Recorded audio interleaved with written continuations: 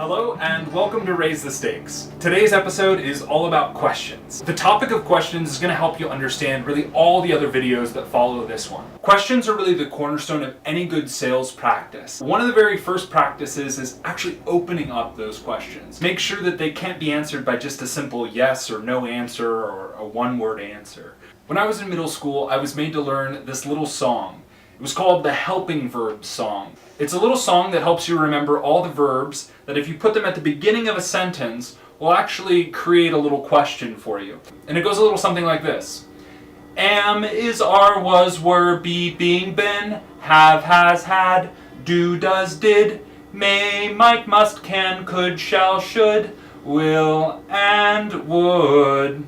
So what's so great about this song is it shows you all those questions that you really shouldn't ask. Better questions start with what and how. And even better than that are questions that are actually statements or commands. You'll be surprised at how much better answers you get by making this very simple adjustment. Average salespeople ask, has your day been good so far? Good salespeople ask, how's your day been? But great salespeople ask, tell me about your day. And follow that up with, oh really? And follow that up with, what else happened? Describe that situation to me. So, here's what I recommend. Go through your arsenal of questions. If you don't have your whole list of questions already written out, I'd really recommend doing that first. See if you can change those close-ended questions, ones that can be answered with a simple one-word answer, or ones that can be answered with just a yes or a no, and cross those out. See if you can rephrase those questions in a way that's more open. They'll be allowed to share their own thoughts, words, and ideas about a particular subject, and you'll be surprised at how much better answers you truly get. A quick note about asking questions this way, it's really important that you ask them with genuine curiosity.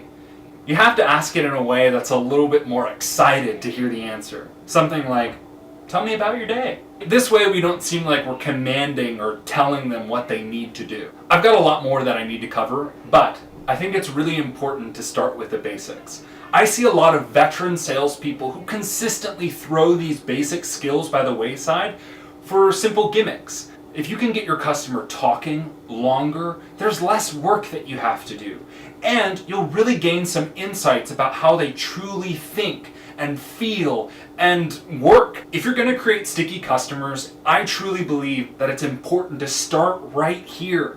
The questions that you ask all throughout a process, or especially right in the beginning, are going to determine the way that that conversation goes months down the line. I realize that I haven't been too specific about questions that you would use once you're a little bit further into the deal. We only really talked about the basic idea of open-ended questions today. We're going to get to a lot more specific questions later on that'll actually help you sell deals, move conversations forward, or just improve your day-to-day conversation with your colleagues or your spouse. Thanks so much for watching. If you want these videos to keep happening, click subscribe.